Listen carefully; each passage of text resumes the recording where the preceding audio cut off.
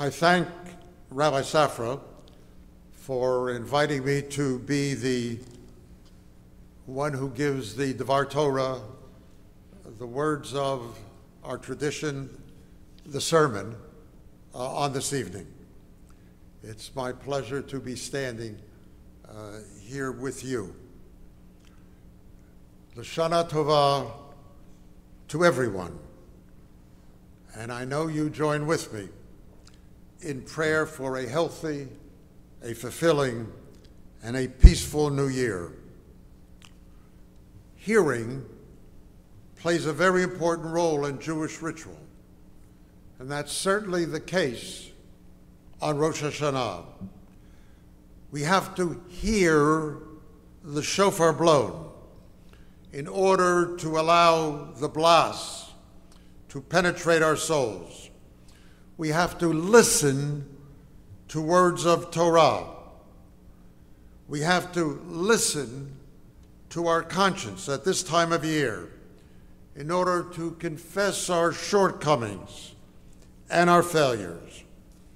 And today, as twice every day, we recite the words of the Shema, a word which itself means hear. Hear, O Israel, the Lord is our God, the Lord is one. The problem is, as with any rote declaration, after about the 1,000th repetition, we may no longer be hearing what we are saying. And this year is especially different. We are hearing differently, and we are following this service in unusual ways.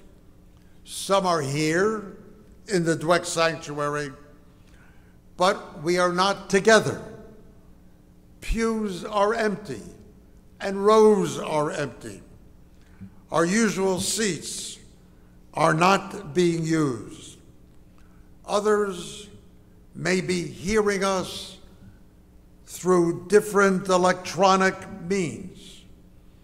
We are partners together in the congregation, but it is in a different way that we hear this year.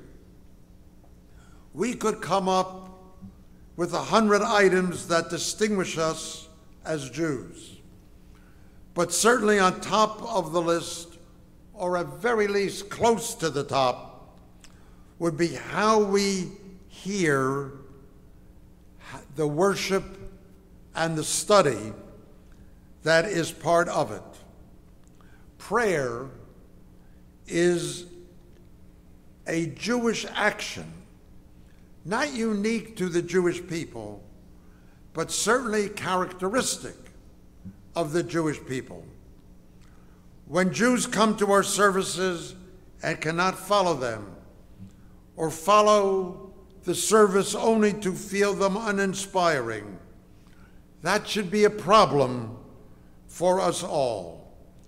It's a problem because if we are not touched by the words of the Machzor, the prayer book we use on the high holidays, so many of the values that the Machzor is telling us over and over in the prayers we recite is lost.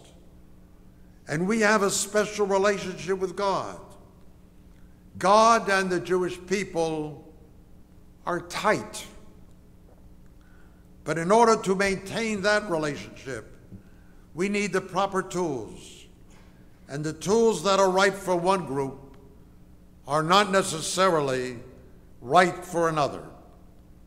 How do we create, as the high holidays begin, a Mikra Kodesh, a sacred gathering on this festival that moves us, that inspires us, that galvanizes us to our peoplehood as the children of Israel? The challenge is not new. And if you want to know how old it is, let's go back 2,500 years to the days of the great prophet Isaiah. Isaiah was not someone you'd want to invite over for dinner. He was testy. He was critical. He was always telling us what God had to say. That said, he was usually right about the things that bothered him. And he had a few words for the Jewish people when it came to prayer or worship. Listen to some of his words. My Lord said, because the people, Isaiah is talking about us, has approached me, he's talking about God, with his mouth and honored me with its lips, but has kept its heart far from me. Merely a commandment of men, so the wisdom of the wise ones shall fail, and the prudence of its prudent ones shall vanish. That's confusing English. Let me tell you in plain language what Isaiah is saying. He's saying if you come to shul and mumble mindlessly while you were here, saying what you've said thousands of times before, not necessarily even knowing what you've said, and if that is passed off as authentic worship, then eventually good people will drift away, because they will know, as sure as does God, that prayer without sincerity, prayer with your body in one space and your kishkas somewhere else, is not prayer at all.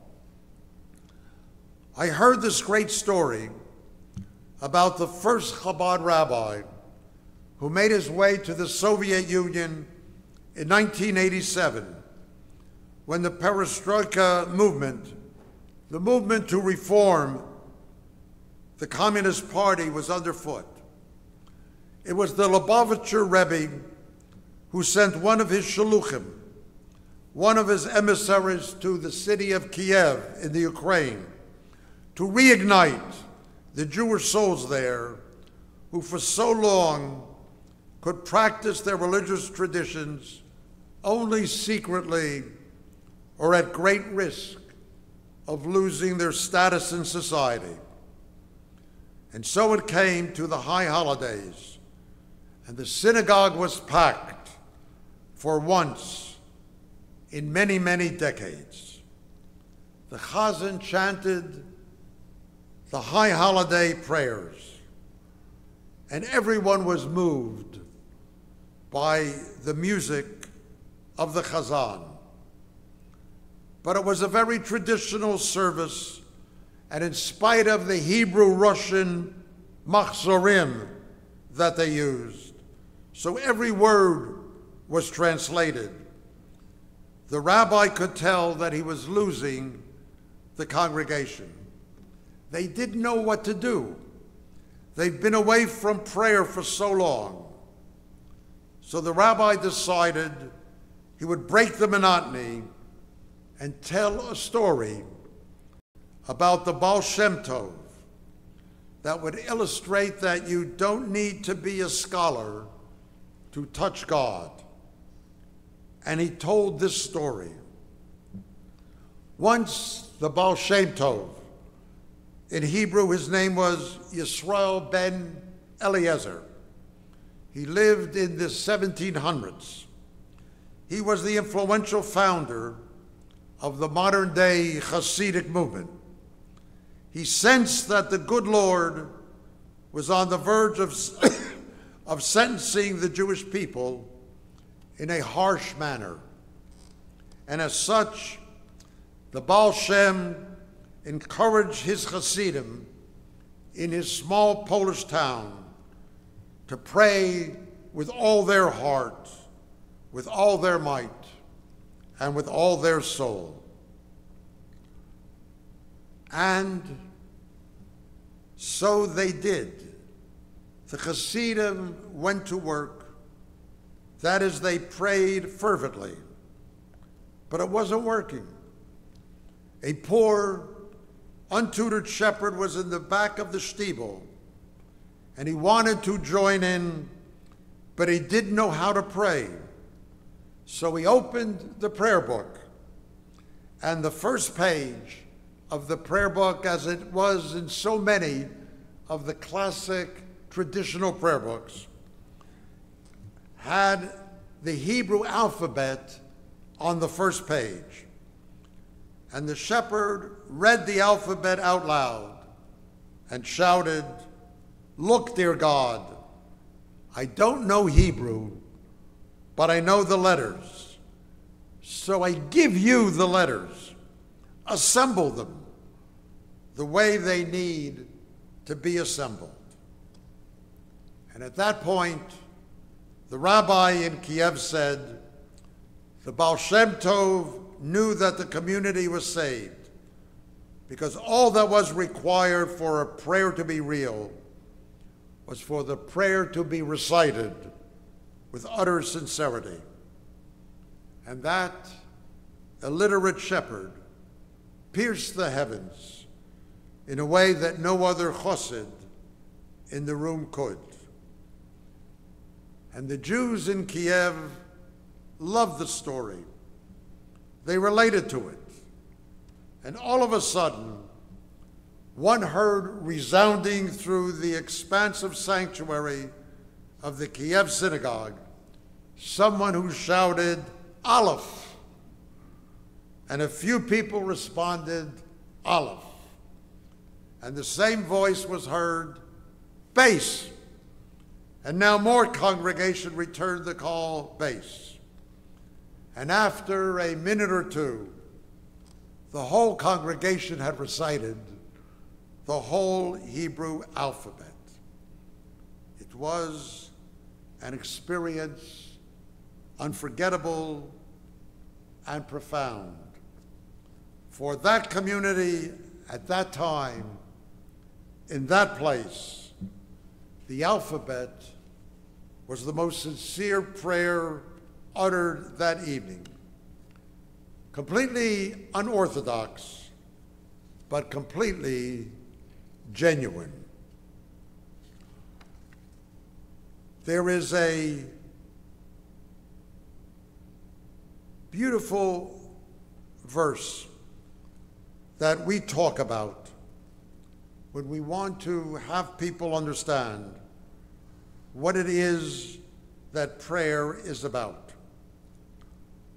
And we who are joining together know the words that are part of it.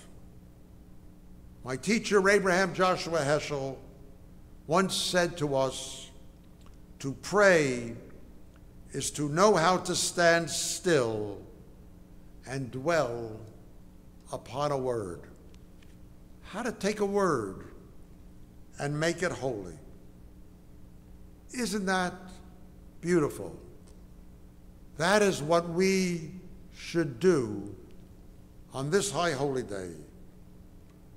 Take a word that has meaning for us and dwell upon it. Were we to take Rabbi Heschel's advice too seriously, our service would be 10 to 12 hours, as we would dwell on so many words.